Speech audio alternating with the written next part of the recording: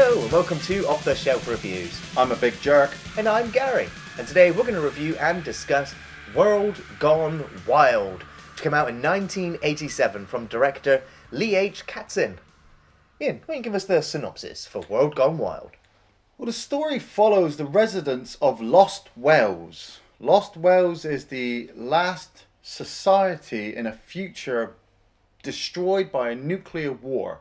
The leader of the community, Iain, played by Dern, has to head out to the nuclear-ravaged city of this world and pull together a group of mercenaries to help him defend Lost Wales from Adam Ant and his army of crazy church-following Charles Manson worshippers.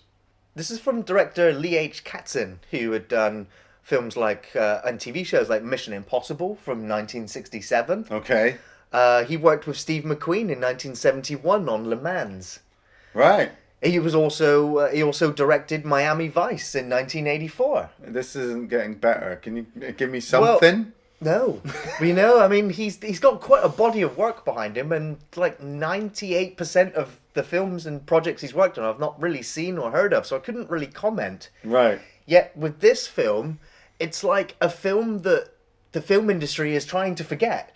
You know, it never made it to DVD. It sure as hell is not making it to Blu-ray. So what you're going to be looking at right here is a VHS transfer. Yeah, the only salvageable thing we could find of this movie. So the quality of the film has deteriorated quite a bit, and it is quite a rare find. Although at the moment, I believe you can watch the entire film on YouTube.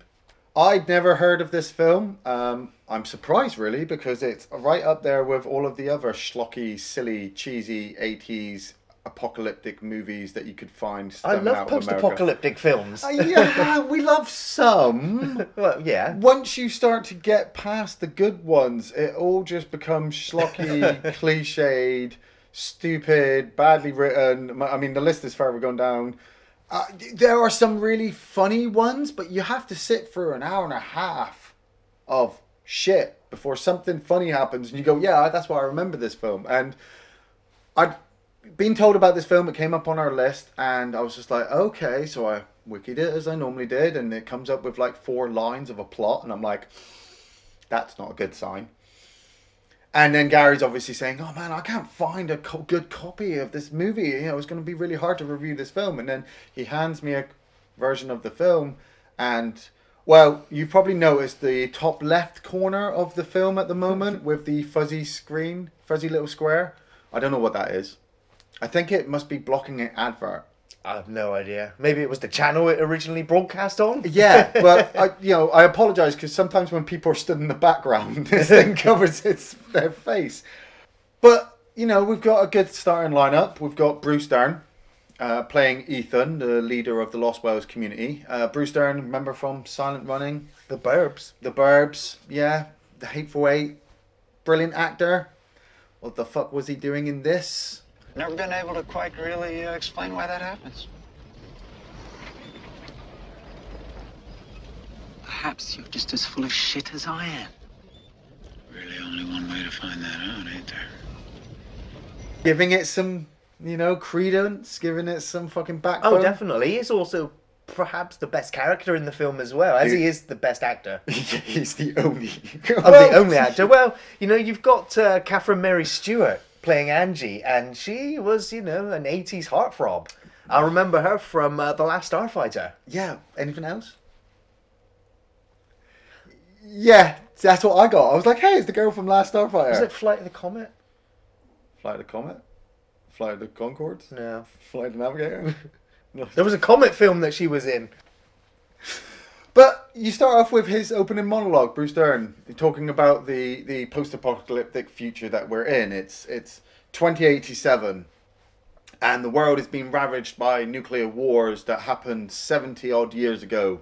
They had a 15-year continuous battle. Which ended in nuclear fallout. At what point during that massive, huge time span did you have a 15-year continuous battle? That's amazing. But somehow, the nuclear radiation and fallout has stopped all the rain. After 15 years of continuous battle, which included every nuclear weapon known to man, most of the population of the Earth was destroyed. A cruel trick was played on the survivors. Although there are times when clouds fill the skies, it has not rained for 50 years. So there is no good water supply from anywhere. That's what we're told, apart from lost wells. So immediately I'm like, oh, this is a poor man's Mad Max. Oh, well, yeah. Well, yeah.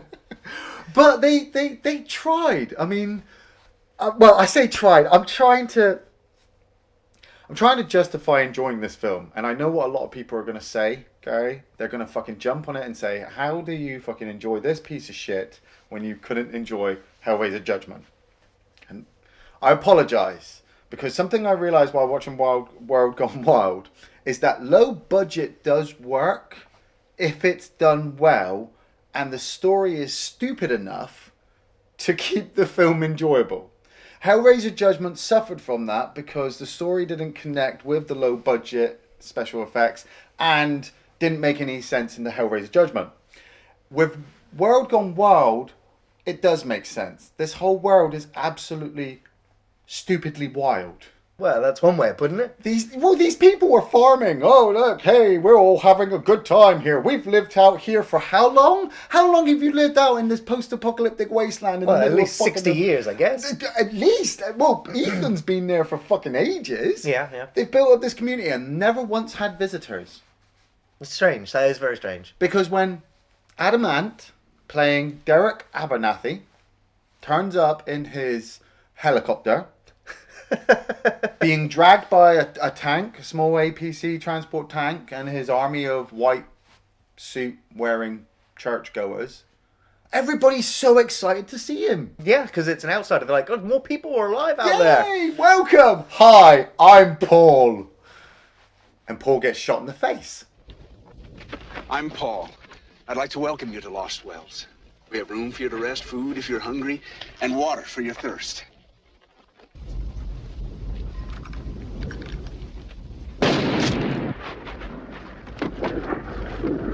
You may begin. But what I was saying about low budgetness is they had no budget for this film, but this attack is pretty dramatic. You know, everyone's getting shot. There's a lot of explosions everywhere. You know, it sets the tone of the film of, yes, this is the bad guy. These are the good people. You know, they need to be rescued. There are people being attempted to be raped on the floor. Yeah. You know, it's suggested to you, but it's filmed badly and acted out badly. But it works. Like we said, it sets the tone where Derek has control of the camp, but doesn't want to stay. No, he kind of takes People. a couple of the kids away. Yeah. And then says, we'll be back.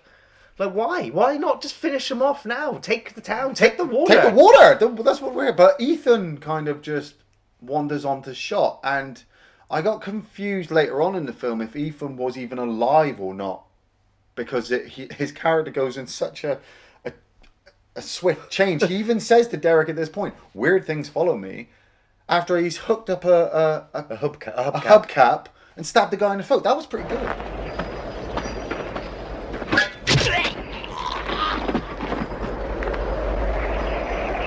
And Ethan, the one with all the magical powers, right? I'm just an ordinary man. I will admit that strange things have a way of following me around and happening wherever I go. Never been able to quite really explain why that happens. And him and Derek have their first bit of confrontation, and it's just like, you know, make your move. Oh, I'm gonna make my move. See ya. So soon it cuts back to Adam Ant and his congregation, Yeah. all of his followers, and he's inducting these others into it. And he pulls out this book that he starts praying from. Now, originally, the book was going to be on Scientology. But the lawyers behind Scientology, or Scientologist lawyers, got wind of this and immediately attempted to sue Apollo Pictures. So Apollo Pictures were like, okay, we've pissed off the Scientologists, let's change it. And so they changed it to The Wit and Wisdom of Charles Manson. I was like, that's probably a better you know, because from what we've seen of the teacher, not many books have survived in the wasteland. Yeah. And so, you know, you can just imagine them finding this book and thinking it the next Bible. Yeah, but A lot of people were probably like, well, who's Adamant at this point? Adamant was a 80s singer, you know, had quite a few big hits, had all the makeup and the big hair. I remember seeing him in a Stranger Tales, an Amazing Stories episode by Steven Spielberg. I think he was a time traveler in that. And I was like, oh, who the hell's that? My mum was big into Adamant. I'm surprised we didn't own this film because he does come across quite crazy in this movie. He's really good as the deranged psychopath. Yeah, with the British accent, but the concept behind it is stupid because he's got this congregation who are just hypnotized into following him. How does he keep them in line? Well, they're like zombies in a way. You know, they don't even respond properly. So, But we never see what he does to them. no. Apart from maybe weirdly make out with them, like he kissed that little girl just before he was going to steal her mother and rape her. That was a bit much. Yeah. But Bruce Dern decides he's going to head to the city with Angie, one of the only other female survivors at this point. And it's already at this point that I'm like, how have they got the fuel? Like, how have they got clean clothing and they're looking fresh and... yeah. Right. Yeah. So you know this nuclear fallout has only destroyed all the water, except the water in this place. So Well, and it really fucked up the city because obviously, I mean, Angie's able to take care of herself and wash herself and make herself look like a Sunday Picnic. school princess, you know. And when they head through the desert, there are just M16s lined up in the grass. And blown up trucks and naked people eating people. cannibals. Yeah. But then they get to the city and it's all dark. Angie gets out of the car and she says to Ethan, she's just like, why is it so quiet? Oh, everybody's waiting.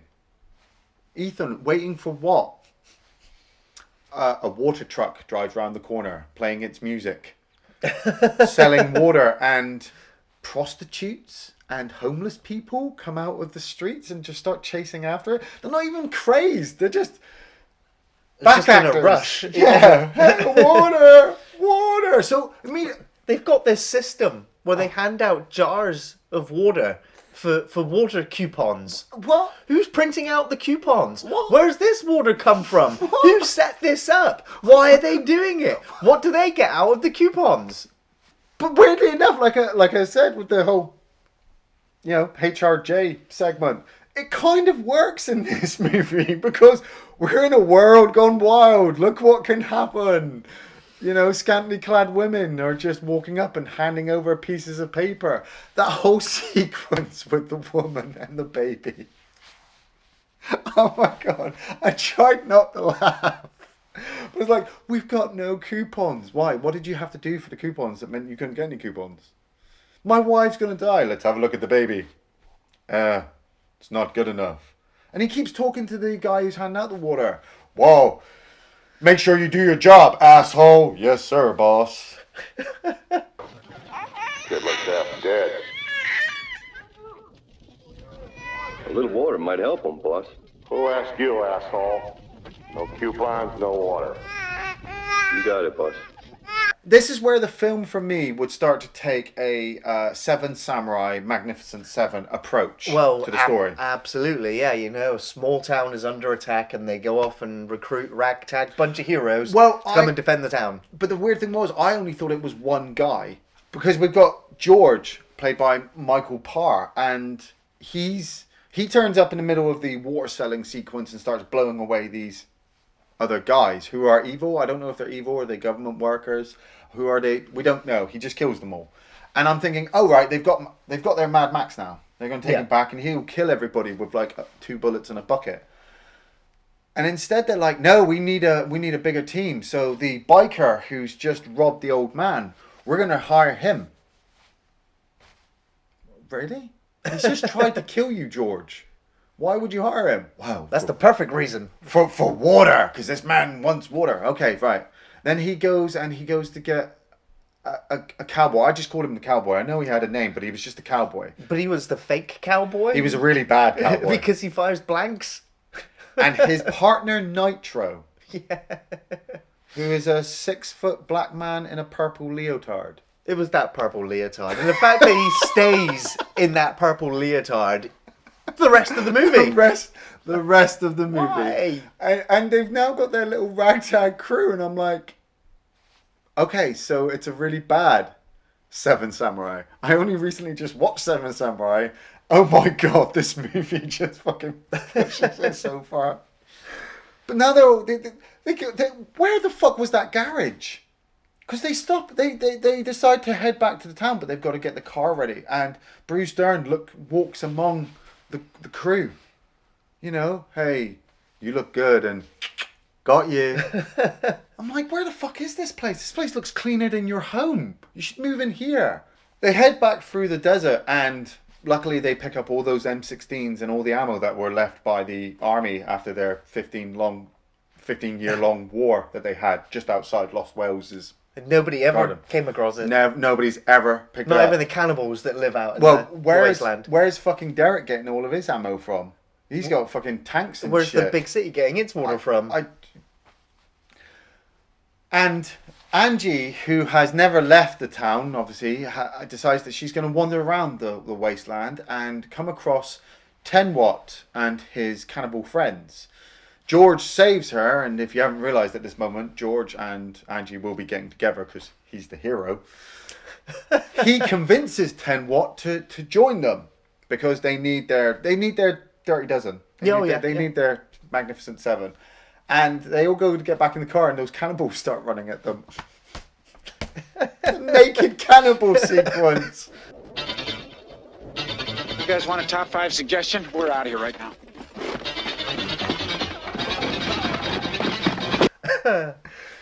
They put the grenade in the guy's mouth. Yeah. That guy's just unconscious. He's not dead. He's just knocked out. But they know that the cannibal's going to come running up there and start eating him.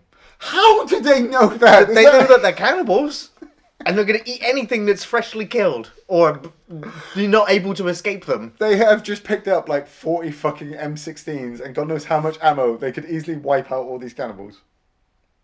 Grenade.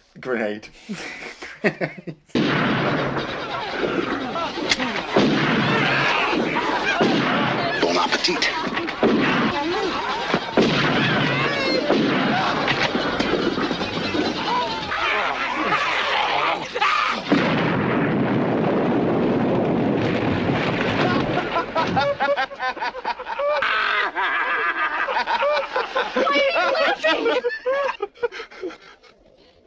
You're all animals!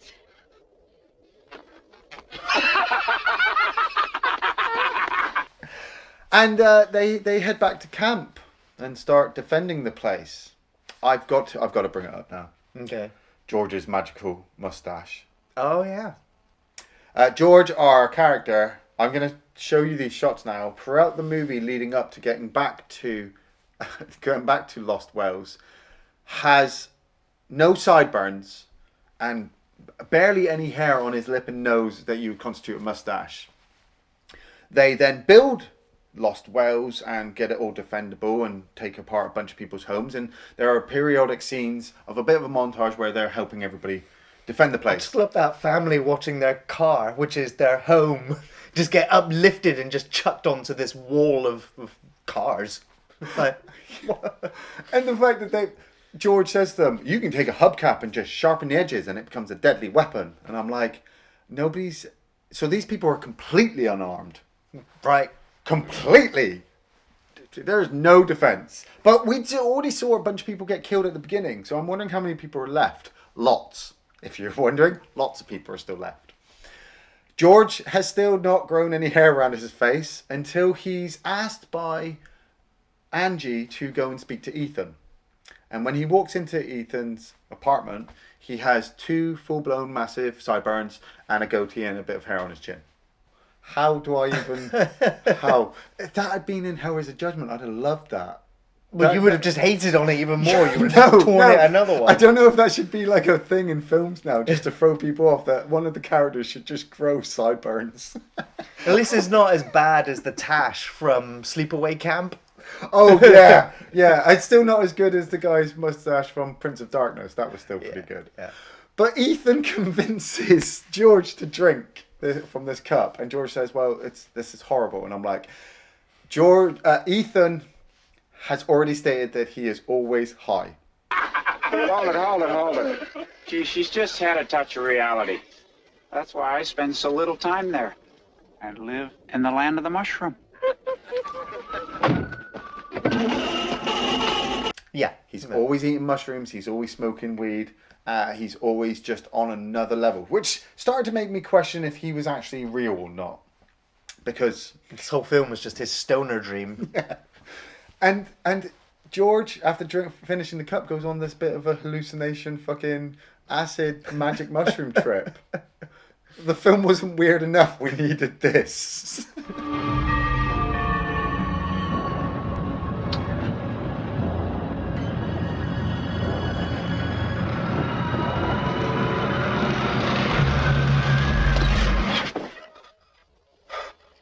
And he wakes up the next morning, still with the sideburns, and tries it on with Angie. And she's like, no, I'm not a whore, so don't treat me like one. I'm like, Angie, really? You've not had... If she'd had a boyfriend, that would have made sense. You know, if her boyfriend had been killed at the beginning, that would have made sense that she was trying to stay away. If there was even a father-daughter relationship between Ethan and Maggie, that would... between Ethan and Angie, that would have made sense as well. Because we have this whole relationship between Ethan and George, that they've known each other for years, and George was raised by Ethan, and before Ethan got to Lost Wells. Yeah. Yeah. But you know they're going to get together at some point. So when the biker decides that he's going to attempt to rape Angie, I'm like, why? Why would you ruin this good thing? And he's going to attempt to rape. Doesn't he know something bad's going to happen after? He was just going to get on his bike and ride right back out into the wasteland. I guess so, yeah. Because George saves her and pulls the guy off and tells Angie to shoot him. But Angie cannot bring herself to kill the biker, so the biker just gets on his bike and fucks off and heads to Derek. Found Derek's camp pretty quick. I know! It was like 10 minutes down the road. Yeah. Like... We could have attacked it during the night and he wouldn't have known. But Derek doesn't have any of it. It's not even like a justifiable cause that he doesn't want to rape. We find out that Derek is actually planning to come back to Lost Wells and take it again. Well, he'd already said that at the beginning. Okay, so he's okay. And yeah, but he's also doesn't need this guy, and so he strings him up, and we don't find out what happens to him until much later on. Well, George heads over to Derek's camp as well because knew where it was and comes across the guy, and it links back to his hallucination. Yeah, you see the guy hanging up, and he's like, "Oh man, they cut your nuts off." Well, just deserved, but okay. I love the fact that the guy's like, "Kill me," and George can't, mainly because he gets shot at and has to run away. So he's just left strung up. It's like, oh, that's fine. That's harsh. George heads back to camp, and Derek comes back the next day with a eye patch. And I'm like, what? Why has he got an eye patch? And it turns out the woman he'd kidnapped at the beginning, who was the mother of one of the other main characters in the story, attempted to stab him and stabbed him in the eye, or cut his eye. And so he killed her, took out her eye. I thought I'd missed something. I didn't see any of it. He just turned up with the eye patch on. Yeah, that's it. He's just driving, because he says he's going to come back. But then he has to actually come back to return this woman because he wants another one because this one's broken. But George and his team are there and have set up this trap. Oh my God. They set up dynamite outside. So they've got dynamite. Nitro has, like I said, constructed all these great explosives. The cowboy has spent most of his time digging a hole, filling it with rattlesnakes and scorpions. They've obviously got all their defenses up and running, and Ethan has done fuck all. Nothing. I was amazed by that. He just got fucking baked throughout the whole montage sequence. That I'm sat there and I'm like, this is why I'm thinking he's a ghost, because I thought he would be there with the guns, like, yeah, guys, I'm going to show you what we're going to do. I thought he was going to be like his character from The Burbs. Yeah. You know, the neighborhood is exploded, this being destroyed, and he's here to defend it. No, just stays stoned all the way through. He's not worried. No. They attack and kill most of Derek's crew, and Derek decides that it's an aborted mission. I thought it was the final battle. Exactly, it's all set up that way, and I was like, great, this film's going to be over in an hour. Yeah, but it wasn't. He gets away. He does get away. George doesn't have any bullets in his gun to shoot the explosive rock. Abort! Abort the mission! Not this time, pal.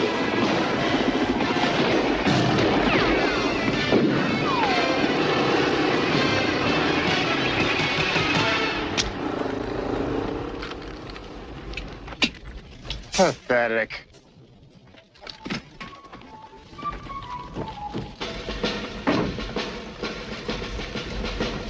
Magic work much better when there be bullets in the gun, asshole. Yeah, he lets him get away. I can't remember. I think at this point George is shaved. Or is it the next segment he shaves? Sorry, I started to dwell on it, but he shaves it. He shaves at one point when he goes to try to seduce Angie, and it really throws me off because he had no sideburns. Then he had sideburns, and then he shaved them off again. Derek attacks. There's a big battle. He tells Angie, "I've got the keys to the kingdom. Daddy's gonna let us fuck tonight, basically." So they go off to have sex, and at this point, I was checking the time, like. There's 10 minutes left, and you guys are going to fuck? Well, I mean, there was more than 10 minutes left, I'm sure. Well, not much, because... Now, after the second attack from Derek's group, which obviously failed, and he gets sent fleeing, I was like, my investment in the film just started to wane. Because there was just this long, drawn-out period of nothing. Like, they've survived the attack. Oh, sorry, I forgot. They turned the water off, didn't they? Yeah, Ethan turned the water off and wanted to see if the mercenaries would leave. And they were going to leave, but George decided to stay because he was in love with Angie, minus his sideburns. And Ethan comes back and turns the water back on and goes, well, that's changed everything. So their water is just basically a tap hidden somewhere. Hidden under the rocks. Yeah. Oh, yeah. And so George and Angie decided they're going to have sex, but Derek attacks one last time with fucking rockets and tanks, and is just looking to fuck shit up.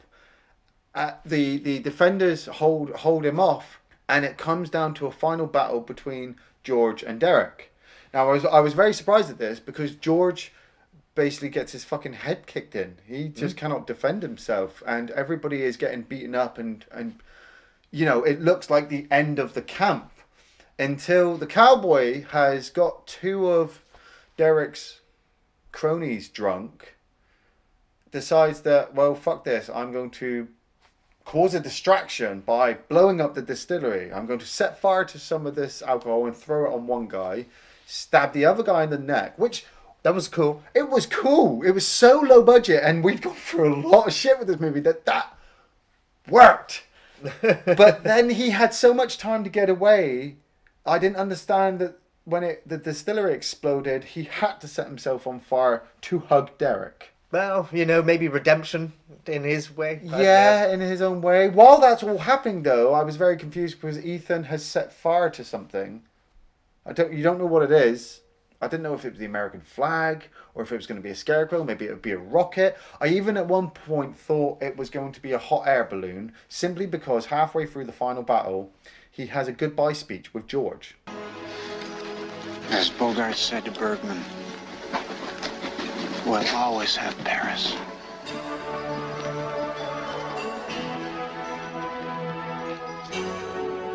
You're out of your fucking mind, man!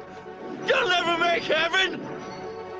Why? What was all that about? That's what made me think he might have been a ghost, because, he seemed all so mysterious. But he sets fire to this thing. It doesn't do anything apart from make it rain. Is it just coincidence? And everybody's happy. They didn't even know what it is at first. Like, what is this? What's happening?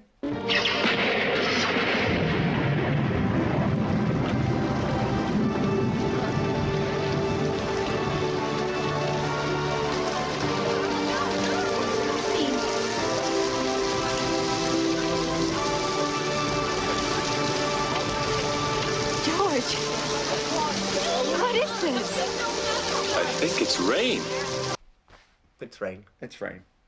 Is it raining everywhere? Just here in Lost Wells? I don't know. When the music started up at the end again, it reminded me of the opening sequence. Yeah. That opening sequence was great. Well, speaking of great things, my favourite scene was the introduction to the film, because after the intro, you're either with it or you're not. And after he explains the apocalypse, the war, the nukes... All over a black screen. All over just a completely black screen. He literally says, things are really fucked up. Most of the population of the Earth was destroyed. A cruel trick was played on the survivors. Although there are times when clouds fill the skies, it has not rained for 50 years. Things are really fucked up. And that's it. I was like, that's it. I'm in. I'm invested now in this world, because you're talking like a real person. Yeah. You're just saying, yeah, things are really fucked up. Things are really fucked up. And this is the world. Here we go with the film. And it's like, great. I know everything in this film is fucked up. So you weren't wrong. And, you know, throughout the film, there was just, it's stupid. It is stupid. It The dialogue is atrocious. These actors are all terrible in this film, all of them. All of them. But the thing is that they're all terrible on like different wavelengths. You know, they're like they seesaw from terrible They're to great, really from terrible to trying. great. They're Exactly. really trying. They are really trying, and it makes the film really unintentionally funny. Laugh out loud, terrible funny. Yeah. And it's been a while since I've had a film do that for me, especially one that that's freshly discovered. Yeah. Never seen before. So really, it would be any of the Bruce Dern lines of dialogue. That he just cracked me up for the entire film. Yeah. Where are my matches? I need a doobie. Why are we going to the city? Because that fruitcake Derek and his boys from Glad are coming back. And I may not have enough lead left in my pencil to dick 'em, deck 'em, and dunk 'em by myself. You know, that Derek really blew it. Man should have killed me when he had a chance. I would have killed me.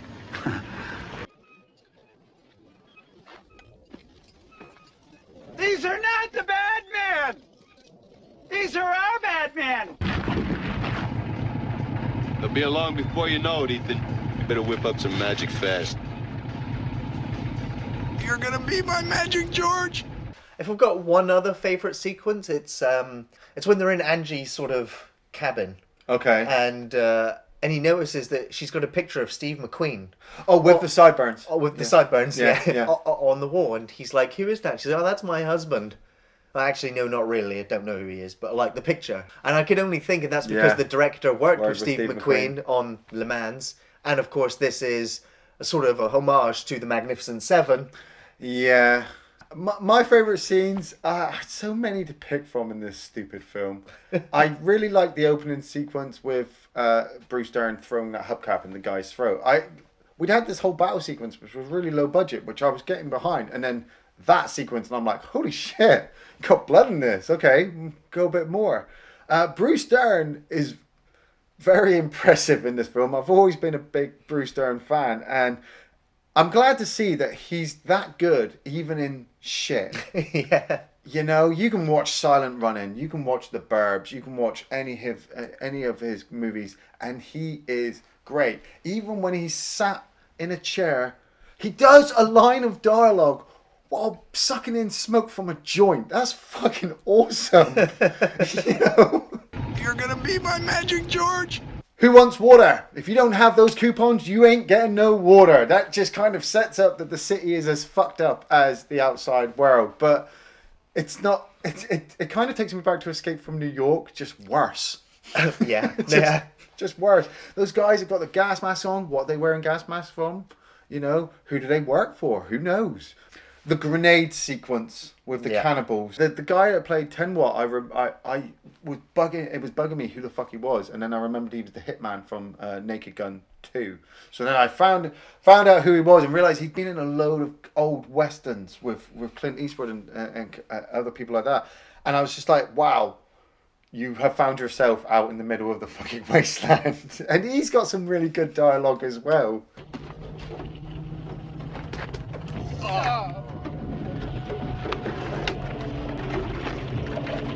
Hey, coming up! Stop that shit and behave! Got a war coming up! We're all gotta stick together! Don't you pick on him.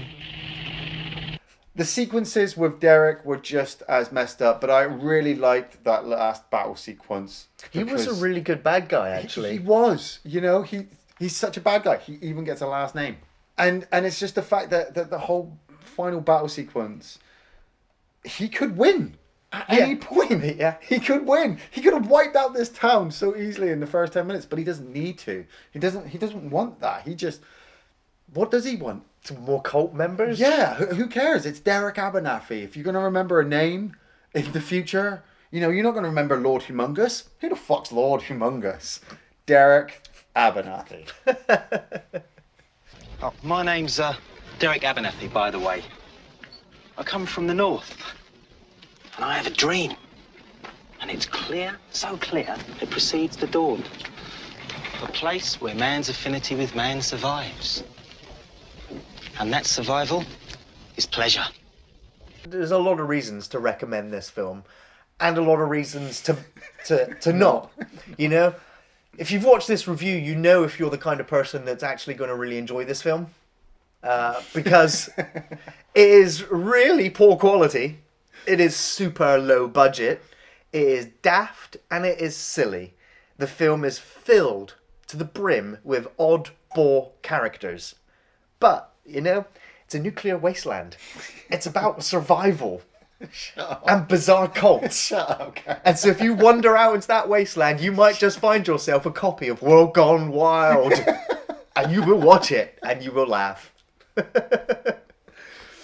How do you back something like that? You praised it so much it needs an Oscar now. It does. It needs a Razzie Award. It does. This film needs a Razzie Award.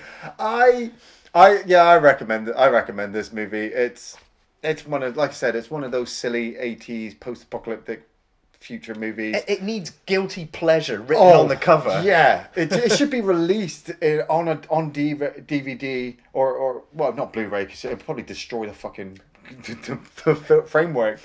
It should just be released in a box set with all those other silly 80s post-apocalyptic movies. You know, you watch your Mad Max for the seriousness. Yeah. You know, you want to feel the pain and loss and torment of what life is going to be like when the bomb finally drops. In this one, it's not so bad. There's water. There's women. You know, they may smell bad. You grow hair in weird places. You know, you grow drugs. Or as long as you've got Bruce Dern with you. You know, it's things aren't so bad. Adam turns up every now and again and does live performances. Yeah. So, in a world gone wild, it's not that bad. Thanks for watching Off the Shelf Reviews. If you listen to my voice, we will have a choice. If we stand our ground, what goes up must surely come down. And we will love again. We don't have to stand. You're gonna be my Magic George?